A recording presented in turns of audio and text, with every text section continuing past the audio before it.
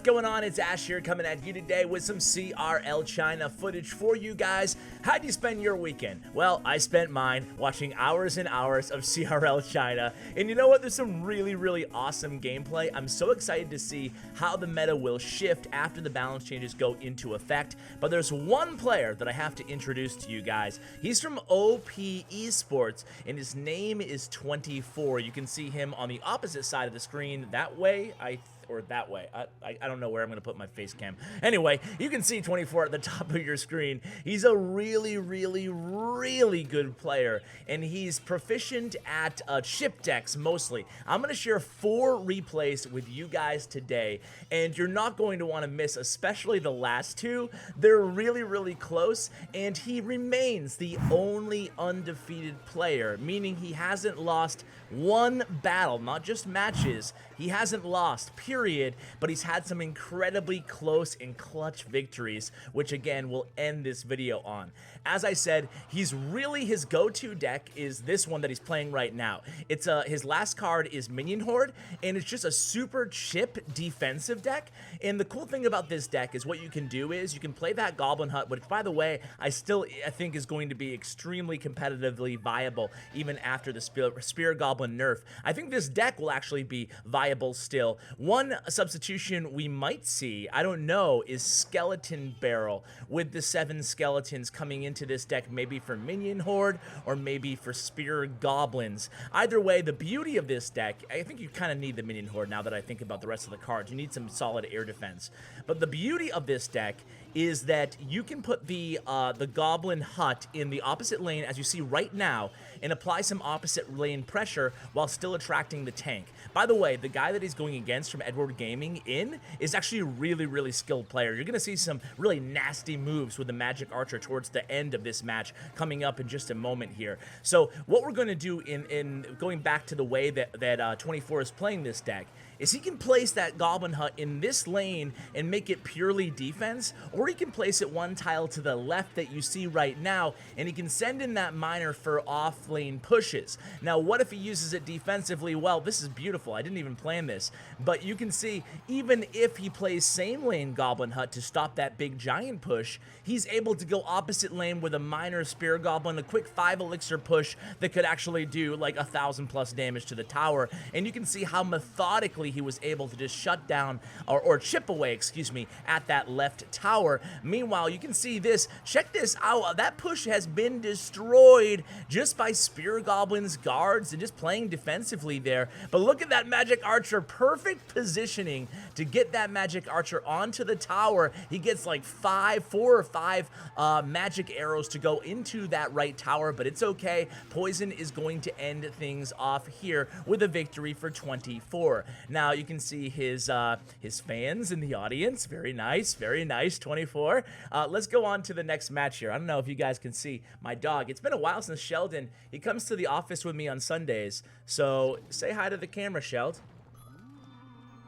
I don't know why I didn't talk there, but anyway, this next match here is going to be, he's going to be playing Hog Lumberjack, which is his other kind of go-to deck. Okay, I'm going to put you down now. I'm going to go with the video, dude. I'm recording. All right, so the Hog Lumberjack deck that 24, I always say OP, that 24 is playing right now is super strong. You guys see this Hog deck, the Hog Lumberjack deck, really more than any other deck right now in the competitive meta as far as Hog decks go. So he's going to play it really beautiful here. And one thing that you want to learn about this deck, if you're going to be playing the Hog Lumberjack deck, is really trying to capitalize on that Lumberjack's death rage. So you can see right here, he's going to go ahead and he sent in that Hog. He got a lot of damage off that Goblin Hut. And again, you know, seeing that the Goblin Hut was played, he wanted to make sure he could send in that Hog for 4 elixir, take down the Goblin Hut, picking up a 1 elixir on that trade, even though he was lower in elixir when he sent the Hog in, if that makes sense to you guys. So he's behind in elixir right now, but In doesn't have any great plays. He just kind of split zappies. I think 24 is going to go ahead and leak an elixir or 2, just kind of waiting to see what the opponent does here. Yeah, you can see a little little bit of leakage. He decides just to drop a Lumberjack in the back. Meanwhile, Edge is going to, is going to respond with a beautiful play here. Now, this is a turning point in the match here. The opponent does have P.E.K.K.A. He puts the P.E.K.K.A. down, but look at this. 1, 2, 3 swings with that zap there. Beautiful. And then he has the Inferno Dragon in actually kind of a little bit later. Not kind of, just was late on that zap. Inferno Dragon able to take down the P.E.K.K.A. And that was certainly the pivotal turning point of this match, allowing him to get a ton of damage on that left tower. He places a high Goblin Hut here in does, and we're going to respond beautifully with just an Inferno Dragon here. Of course, Inferno Dragon can easily take down a hut if it's placed that high, and here comes again the Hog Rider to try to finish off that left tower. The opponent's going to go ahead and zap. We're still going to get 2 swings. That means we can take down that the left tower with just a few guards or a fireball. We just have the guards anyway, so might as well go for it, right? So at this point, this match is really in hand here for 24, and you can just see how skilled he is and what precise decision making this guy has. He's really good at making the right decisions seemingly all the time. I don't know how he does it, but definitely a really, really solid player, and this is probably one of the reasons that he's never lost a battle. I know I'm gonna jinx it. I know I'm gonna upload this video. There's actually 1 day left in CRL today. I'm not sure. I haven't looked at the schedule yet to see if he plays, but I just have that feeling that I'm going to upload this video. Pro Undefeated, hasn't lost, the only guy, and he's going to get swept or something the day I upload the video. But either way, I'll update you guys in the next few videos. I'm just so pumped right now for Clan Wars that, as I told you guys, I probably won't be doing any deck review videos for the next few days, because what's the use, right? I mean, the meta's just going to shift and change anyway, so I think it's cooler just to kind of do CRL reviews and opinion pieces. I'll try to have an opinion video coming out either tonight or tomorrow morning. So here we go again. Now, this is a good match because it takes a lot of damage early on thanks to that big Dark Prince and Goblin barrel push by the opponent, Tau. So Tau, another really good player, and he's going to give him his most difficult matchups that he's ever faced in CRL so far. 2 incredibly clutch victories. This one is very clutch. The next one is incredible, so stay tuned for that one. So here we go. We're always going to be using either Miner or Poison against the Princess here, and in these next 2 replays, I want you guys to really focus on the next level gameplay, because here, more so than the first 2 matches, just in my opinion, I probably should have let off with these matches, you can really see just how next level 24 plays. So it just like not only the decision making, but how fast he is and how predictive he is on some miners and poisons and blocking goblin barrels. You're gonna see it all here. So this time we use zap and bats there to prevent that goblin barrel from getting a ton of damage. Obviously we don't have log in this deck, so we don't have necessarily a hard counter aside from Goblin Gang if pre-placed, or Dark Prince if pre-placed against the goblin barrel. So again here, guys, we are in a huge deficit in terms of HP left on our tower there. Our left tower is at 918 damage, and we only have less than a minute now, way less than a minute, to go in this match. So here we go. Miner on the Princess, takes down the Princess. We have a Dark Prince coming opposite lane. We pre-place the bats for the Dark Prince. We respond with the Dark Prince of our own. We use a zap and a Goblin Gang there to defend against that Goblin Barrel. Excuse me, Spear Goblins, not the gang. And then we go a little split lane push here. That Dark Prince is gonna get a charge. Wow, that's crazy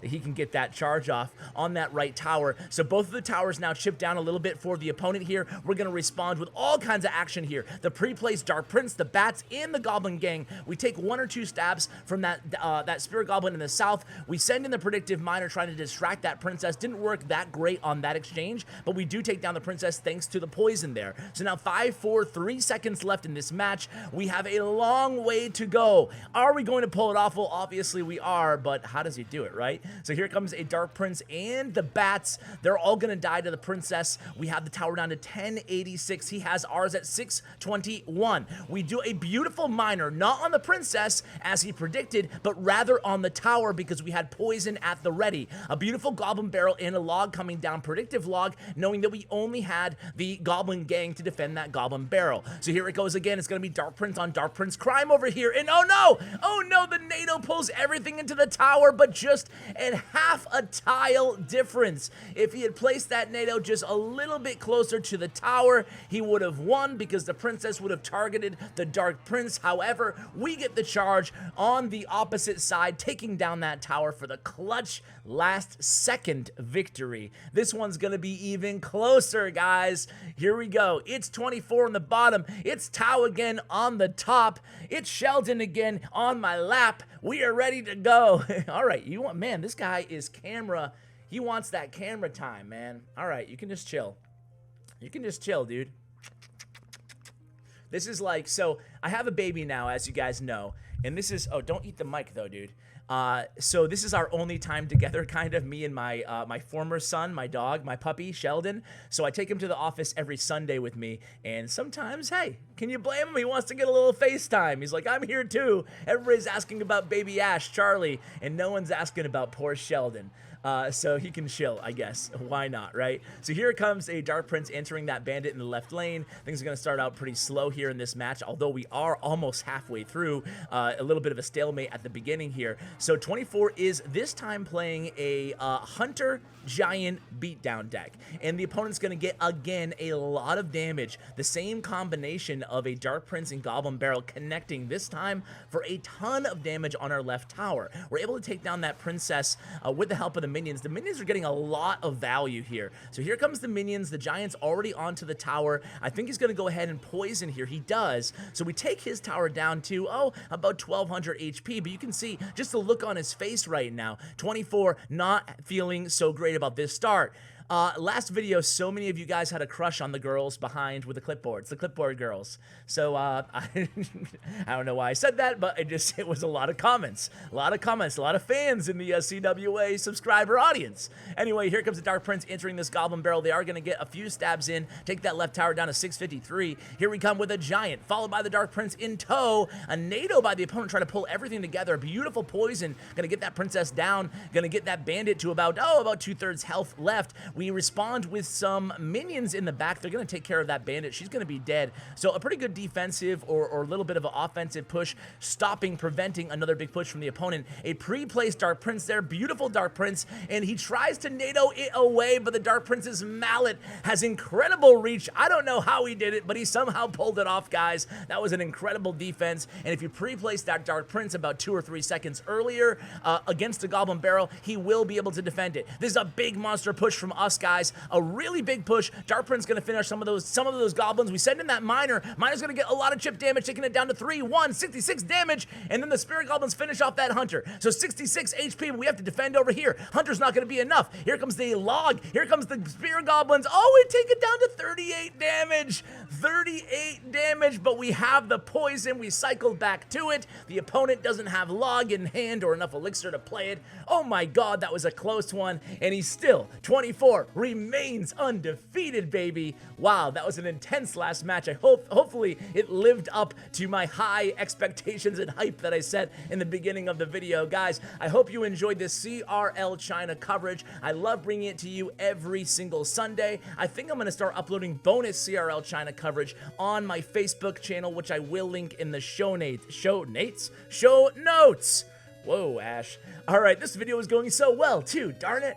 All right, guys, thank you so much for watching. Really appreciate it. Hope you have an amazing day. Check out these players' stats, if I can find them, on Stats Royale in the description below, as well as my YouTube partner, Bren Chong. Check out his information in the description below. Guys, thanks so much for watching, and as always, take care, guys.